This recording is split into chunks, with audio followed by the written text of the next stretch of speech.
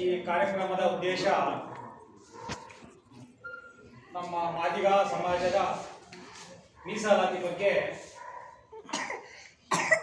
ಸುಮಾರು 40 ವರ್ಷಗಳಿಂದ ಹೋರಾಟ ಮಾಡಬೇಕಂತ ನಮ್ಮ ಶಂಕರಣ್ಣನವರು ಈಗ ನಮಗೆ ಮೀಸಲಾತಿ ಕೊಡಬೇಕಂತ ಹೇಳ್ಬಿಟ್ಟು ಸುಪ್ರೀಂ ಕೋರ್ಟಿಂದ ಆರ್ಡರ್ ಆದ್ರೂ ಈ ಸರ್ಕಾರಗಳು ಮೀನ ವೇಷ ಎಳಿಸ್ತಾ ಇದ್ದಾವೆ. ಅದಕ್ಕೋಸ್ಕರ ವಸತಿ ಫ್ರೀಡಂ ಪಾರ್ಕಲ್ಲಿ ಚಳವಳಿ ಇಟ್ಕೊಂಡಿದ್ರು ನಮ್ಮ ಮಾದಿಗ ಡಂಗೂರಾದ ಶಂಕರಣ್ಣನವರು. ಆ ಕಾರ್ಯಕ್ರಮಕ್ಕೆ ನಾವು ಹೋಗಿದ್ದು ಇಬ್ಬರೇ, ನಾನು ನರಸಿಂಹ. ಆದರೆ ಮೇಸ್ತ್ರಿಪಳ್ಳ ಗ್ರಾಮದಲ್ಲಿ ಎಲ್ಲರಿಗೂ ಹೇಳಿದ್ರಿ ಈ ಥರ ಕಾರ್ಯಕ್ರಮ ಇಟ್ಕೊಂಡಿದ್ರೆ ಹೋಗೋಣ ಬನ್ನಿ, ನಮ್ಮ ಮಾದಿಗ ಸಮಾಜಕ್ಕೆ ಅನ್ಯಾಯ ಆಗ್ತಾ ಇದೆ, ಅದಕ್ಕೆ ಧ್ವನಿ ಎತ್ತಬೇಕು, ನಮ್ಮ ಶಕ್ತಿ ಪ್ರದರ್ಶನ ಮಾಡಬೇಕು ಬನ್ನಿ ಅಂದಾಗ ಯಾರೂ ಬರಲಿಲ್ಲ. ಆದರೂ ಬರಲಿಲ್ಲ ಅಂದ್ರೆ ಸಂತೋಷನೇ. ನಾವು ನಮ್ಮ ಕಾರ್ಯಕ್ರಮ ಏನಿತ್ತು ನಮ್ಮ ಜವಾಬ್ದಾರಿ ಪ್ರಕಾರವಾಗಿ ನಮ್ಮ ಜನಾಂಗಕ್ಕೆ ಏನು ಅನ್ಯಾಯ ಆಗ್ತದೆ ಧ್ವನಿ ಎತ್ತಬೇಕಂತ ಹೇಳ್ಬಿಟ್ಟು ನಾವು ಹೋಗಿ ಅವ್ರ ಜೊತೆಯಲ್ಲಿ ಹೋರಾಟದಲ್ಲಿ ಪಾಲ್ಗೊಂಡು ಬಂದಿದ್ದೀವಿ. ಈಗ ಅದರ ಬಗ್ಗೆ ನಮಗೆ ಈ BTM ಕ್ಷೇತ್ರದಲ್ಲಿ ನಾವು ಒಂದು MLAಗೆ ನಾವೆಲ್ಲಾನು ವೋಟ್ ಹಾಕಿ 5 ಎಲೆಕ್ಷನ್ಗೆ ಗೆಲ್ಲಿಸ್ತಾ ಇದ್ದೀವಿ. ಅದಕ್ಕೋಸ್ಕರ ಈ BTM ಕ್ಷೇತ್ರದಿಂದ ನಾವು ಮಾದಿಗ ಸಮಾಜದ ಎಲ್ಲ ಜನಗಳು ಸೇರಿ ಒಟ್ಟಿಗೆ ಒಂದು ಒಮ್ಮತದಿಂದ ನಮ್ಮ ಶಕ್ತಿಯ ಪ್ರದರ್ಶನ ಮಾಡಿ ನಾವು ಅವರಿಗೆ ಒಂದು ಮನವಿ ಕೊಡಬೇಕಂತ ಹೇಳ್ಬಿಟ್ಟು ನಮ್ಮ ಮಾದಿಗ ಡಂಗೂರಾದ ಶಂಕರಣ್ಣವರು ಹೇಳಿದ್ರು.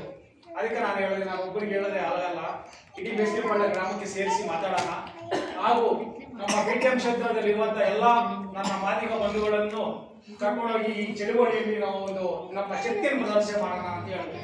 ಆಯ್ತಪ್ಪ ಬರ್ತೀನಿ ಮಾತಾಡ್ತೀನಿ ಅಂದರು. ಹಾಗೂ ನಮ್ಮ ಬಂಧುಗಳಾದಂಥ ಮಾದಿಗ ಡಂಗೂರಾದ ನಾರಾಯಣ ಸಮ್ಮಣ್ಣನವರು ಕೂಡ ಅದಕ್ಕೆ ಬರ್ತೀನಿ ಅಂತ ಸಮರ್ಥನೆ ತೋರಿಸಿದ್ರು. ಆದರೆ ನಮ್ಮ ಶಂಕರಣ್ಣನವರು ಸತತವಾಗಿ 40 ವರ್ಷಗಳಿಂದ ಈ ಹೋರಾಟ ಮಾಡ್ಕೊಂಡು ಬರ್ತಾ ಇದ್ದಾರೆ. ಆದರೂ ಯಾರು ಅವರಿಗೆ ನಮ್ಮ ಮಾದಿಗ ಸಮಾಜದಿಂದ ಏನೇ ಸಪೋರ್ಟ್ ಕೊಟ್ಟರು ಕೊಡದಿದ್ರೂ ಅವರು ತಮ್ಮ ಕುಟುಂಬವನ್ನು ಬಿಟ್ಟು ಹೋರಾಟದಲ್ಲಿ ಪಾಲ್ಗೊಳ್ತಾ ಇದ್ದಾರೆ. ಅದಕ್ಕೋಸ್ಕರ ನಾವೆಲ್ಲರೂ ಅವರಿಗೆ ಬೆಂಬಲವಾಗಿ ನಿಲ್ಲಬೇಕು.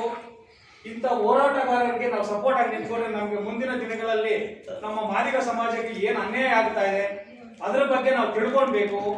ನಮ್ಮ ಮಾದಿಗ ಸಮಾಜ ಇವತ್ತು ಕತ್ತಲಿನ ಕೋಣೆಯಲ್ಲಿ ಹೊಳಿತಾ ಇದ್ದೇವೆ.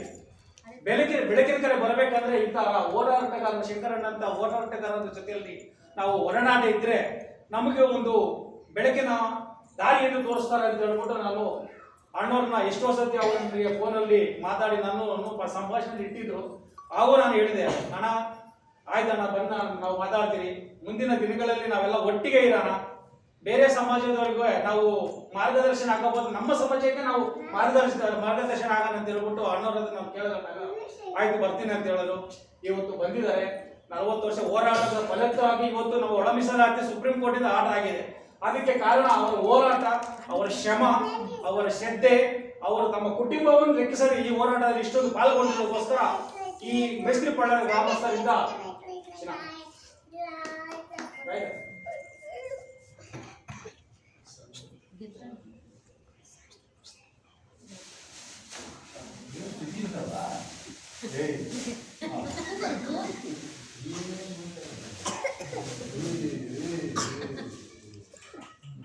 ಅವರು ಈ ಹೋರಾಟದ ಫಲವಾಗಿ ನಮಗೆ ಇಷ್ಟೊಂದು ಮಾದಿಗ ಸಮಾಜದ ಬಗ್ಗೆ ಮೀಸಲಾತಿಗೋಸ್ಕರ ನಮ್ಮ ಕುಟುಂಬವನ್ನು ಪಣಕ್ಕಿಟ್ಟು ಹೋರಾಡಿದಂಥ ನಮ್ಮ ನಾಯಕರಿಗೆ ಒಂದು ಸಣ್ಣ ಸನ್ಮಾನದ ಕಾರ್ಯಕ್ರಮವನ್ನು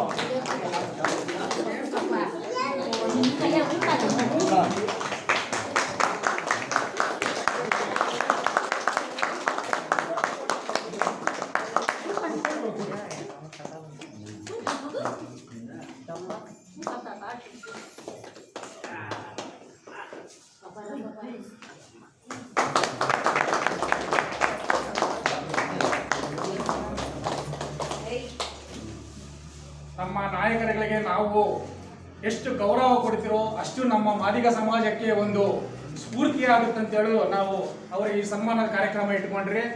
ದಯವಿಟ್ಟು ಎಲ್ಲರೂ ಈ ಇದೇ ಕಾರ್ಯಕ್ರಮವನ್ನು ಯಶಸ್ವಿಯಾಗಿ ನಡೆಸಿಕೊಳ್ಬೇಕು.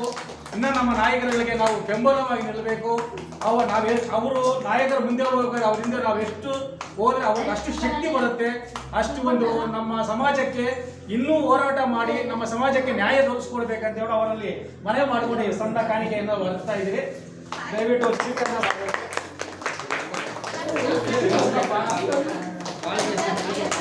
ನಮ್ಮ ಶಂಕರಣ್ಣವರ ಒಂದು ಬೆಂಬಲವಾಗಿ ನಮ್ಮ ಬಂಧು ಆದಂತ ನಾರಾಯಣಸ್ವಾಮಿ ಅವರು ಈಗ ಅವರ ಜೊತೆಯಲ್ಲಿ ಒಡನಾಟದಲ್ಲಿರುವಂತ ಅವರಿಗೂ ನಮ್ಮ ಮೇಸ್ತ್ರಿಪಾಳ್ಯ ಗ್ರಾಮದಿಂದ ಒಂದು ಸಣ್ಣ ಉಡುಗೊರೆಯಾಗಿ